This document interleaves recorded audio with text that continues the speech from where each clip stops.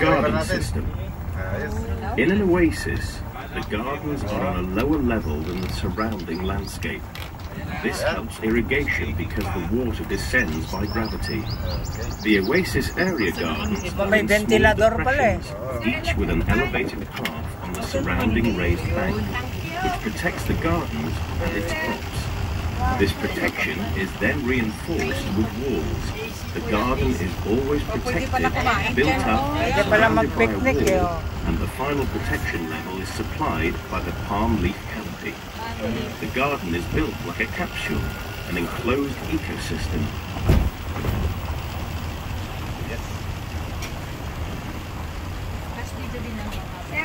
Fertilization.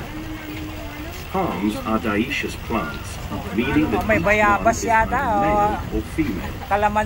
Dates grow on female plants, which most of the palm trees in the oasis are. Each farmer keeps a male palm in order to artificially pollinate the females, as spontaneous pollination in the desert is very rare.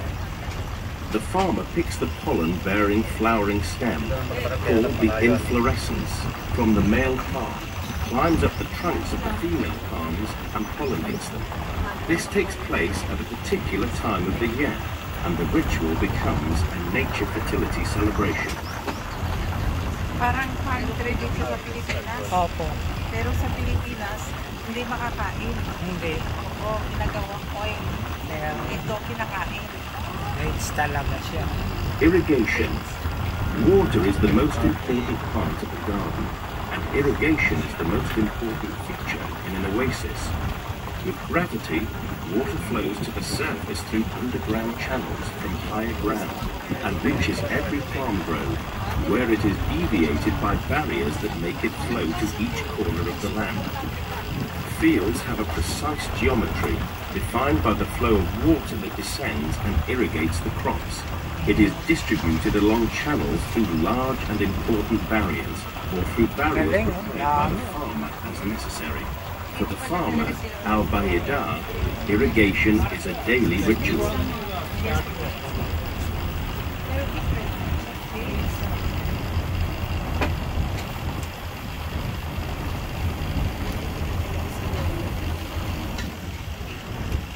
Mosque nila yan. Bawat na itong mga mosque sa Abu Dhabi. Parang kanto, parang hindi na naman ngayon mga malalaki. Ano na lang siguro. Parang shade na lang. Yung malinis na lang. Pwede na tamitan na lang. Parang pwede man pumasok na.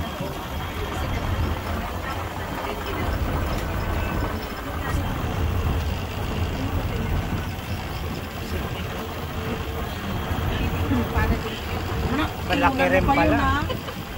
Malaki rin pala. Hindi ko masadyo. Sir, pag nag-harvest ng date, ang gusto nila ba? From June to September.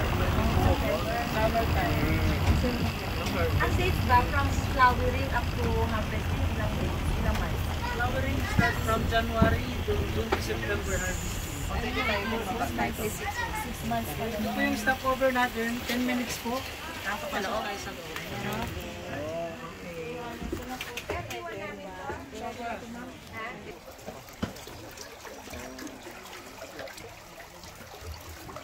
Against the world. Ay, sarap dito. Malamig-lamig. Parang 3 days sa atin na 5 years talaga siya namumunga. Parang new day. After 5 years, papatuloy kami ulit na dagat. Hindi ma'am, ayan. Kumakit sila hanggang nag... Ayan o, tingnan mo, mag-start na rin sila mamunga. Meron na o, diba? Ayan, kasi pinakain. Pinakain natin na rin. Yung days na nakita namin sa... Where from this water? Malamig-lamig oh. Tingnan mo siya, nagmumumog siya dyan.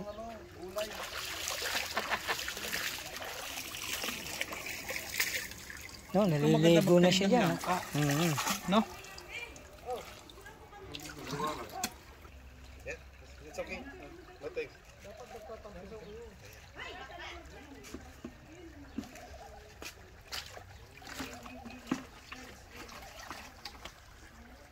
Kapal din ang ano nila eh. Oh.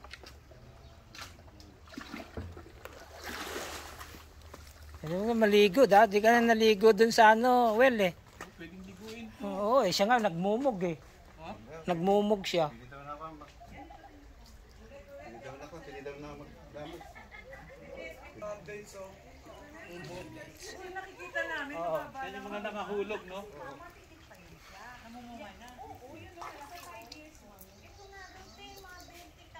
Ayan, tubig siya. Oh. Tubig siya eh. Fresh water from the mountain. Maganda siya eh. Maganda. Yeah. See that? It's continuing the flow, the water. I think it's from yeah, it's crystal clear. Crystal clear. Ano naman si Noel? Doon kukuha sila ng kapangyarihan. Ha? Kukuha sila ng kapangyarihan. Baka bawal. Thanks.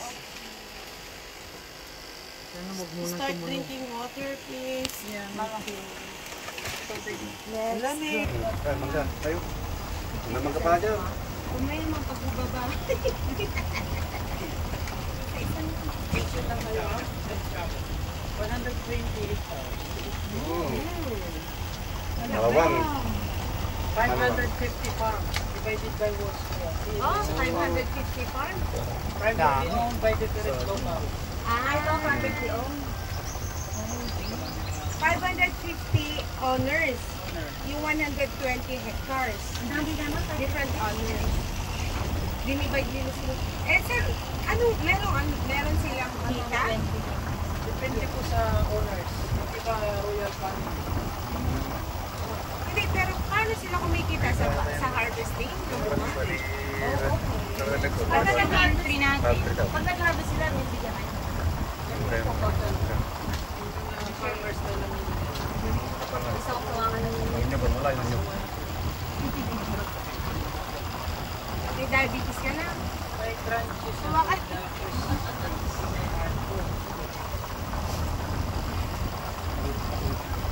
Ilang taon ka na dito, sir? Na Baguio. Di Baguio. Ito yung royal family spa. Ano ang difference niyan dun sa ordinary doon? Mohammed Khalifa. Kalipa. Sir. Pareho lang. Kasi dito, kasi kalipa din. So, iba yung klase ng dates niya. Ay, pare-pare lang. Akala ko pag royal, royal din ang dates. Gaano kalaki itong pag-aari ni Wala po silang specific na sukat. Iba-ibang shape. Parang Pero may muhon-muhon yan. may kanya-kanya. Ah, hindi. May ano. May bakod. Maglalakad ka dito. Kanya ko kung royal dates, nakaiba din. 120 Oh, may ganun din ang variety. 120 varieties. Ilang varieties, sir? 120. Ay, dami pala. Kala ko pag may isa na gusto namang mag-ano. Pero sir, ano ang pinakamasarap na variety? At nag-shoot, yung malalaki na Galing dito yon or galing sa ibang bansa? Ano yung klase ng puno niya?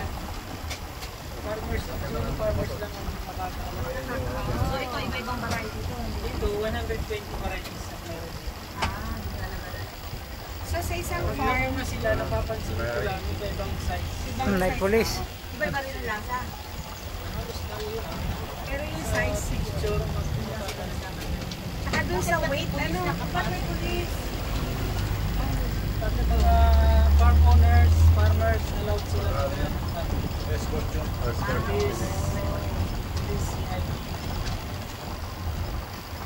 Pero sa tagal mo dito, ano yung apelido ng local owner na mas marami dito? Or iba-iba din? Kaya ngayon sa kanila. So yung different types of variety, pag binenta, depende din yung presyo.